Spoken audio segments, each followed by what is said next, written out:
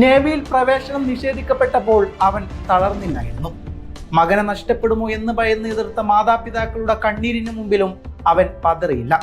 ഒടുവിൽ national defence അക്കാദമിയിലൂടെ അവൻ തന്റെ സ്വപ്നത്തിലേക്ക് നടന്നു കയറി.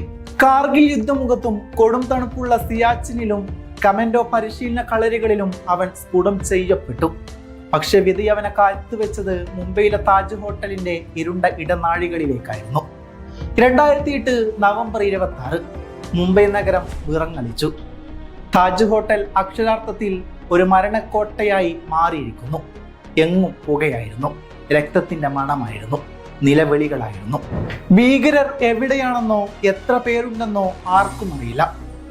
അവിടെ കുടുങ്ങിക്കിടക്കുന്ന നൂറുകണക്കിന് നിരപരാധികളെ രക്ഷിക്കാനെത്തിയത് മേജർ സന്ദീപ് ഉണ്ണികൃഷ്ണന്റെ നേതൃത്വത്തിലുള്ള 51 സ്പെഷ്യൽ ആക്ഷൻ ഗ്രൂപ്പായിരുന്നു.